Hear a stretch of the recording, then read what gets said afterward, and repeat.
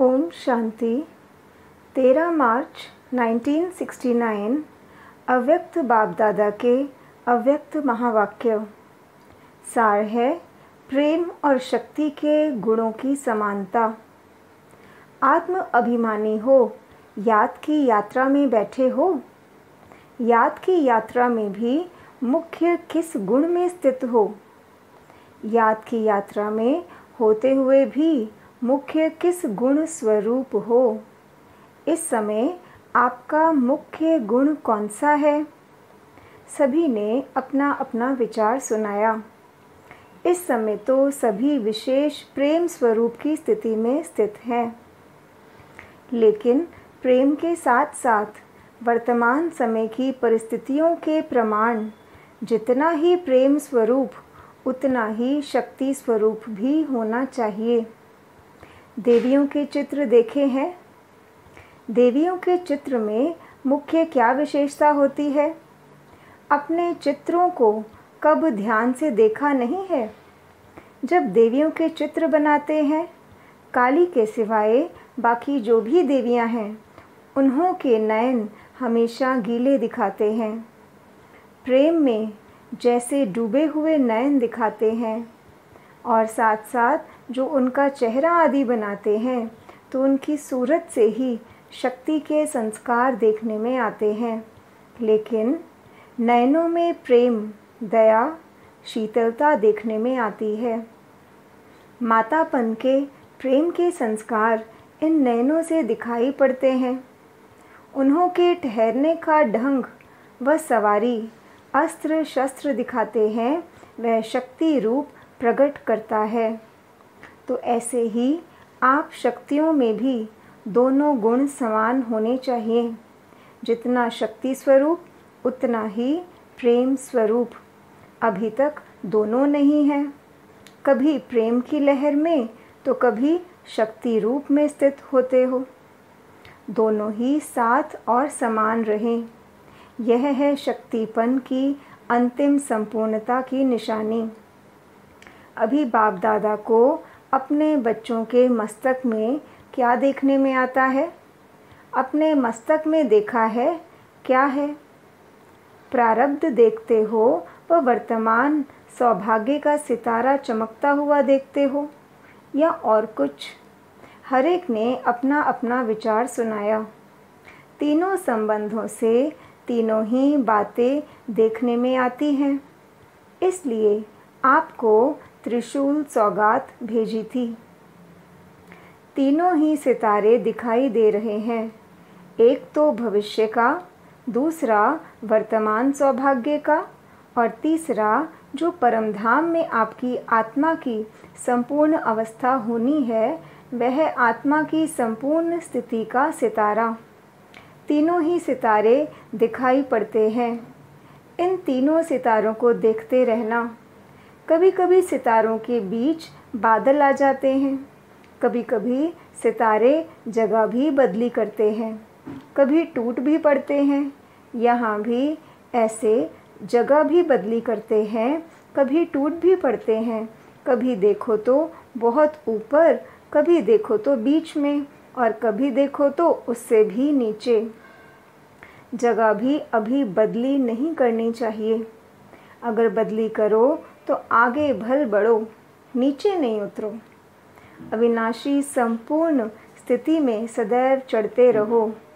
ऐसा सितारा बनना है। टूटने की तो यहाँ बात ही नहीं। सभी अच्छे पुरुषार्थी बैठे हुए हैं। बाकी जगह बदली की आदत को मिटाना है। कुमारियों की रिजल्ट कैसी है। आप अपनी रिजल्ट क्या समझती हो। विशेष किस बात में उन्नति समझती हो। याद की यात्रा में कमी है, इसलिए इतनी महसूसता नहीं होती। अमृत वेले याद का इतना अनुभव नहीं होता है, इसलिए जैसे साकार में यहाँ बाहर खुली हवा में सैर भी कराते थे, लक्ष्य भी देते थे और योग का अनुभव भी कराते थे। इसी रीति जो कुमारियों के निमित्त टीचर्स हैं, वह उन्हों को आधा घंटा एकांत में सैर करावें। जैसे शुरू में तुम अलग अलग जाकर बैठते थे, सागर के किनारे कोई कहाँ जाकर बैठते थे। ऐसी प्रैक्टिस कराओ। छतें तो यहाँ बहुत बड़ी बड़ी हैं। फिर शाम के समय भी 7 से 7:30 तक यह समय विशेष अच्छा होता है। जैसे अमृत वेले का सतोगुणी टाइम होता है, वैसे यह शाम का टाइम भी सतोगुणी है। सैर पर भी इसी टाइम निकलते हैं। उसी समय संगठन में योग कराओ और बीच बीच में अव्यक्त रूप से बोलते रहो। कोई का बुद्धि योग यहाँ वहाँ होगा तो फिर अटेंशन खींचेगा। योग की सब्जेक्ट में बहुत कमी है। भाषण करना, प्रदर्शनी में समझाना, यह तो आजकल के स्कूलों की कुमारियों को 1 सप्ताह ट्रेनिंग दे दो तो बहुत अच्छा समझा लेंगी। लेकिन यह तो जीवन में अतीन्द्रिय सुख का अनुभव करना है ना। उसी समय ऐसे समझो जैसे कि बाप दादा के निमंत्रण पर जा रहे हैं। जैसे बाप दादा सैर करने आते हैं, वैसे बुद्धि योग बल से तुम सैर कर सकती हो।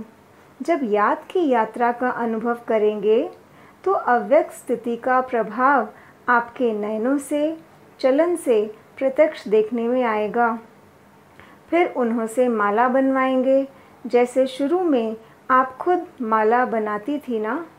इस ग्रुप को उमंग उत्साह अच्छा है।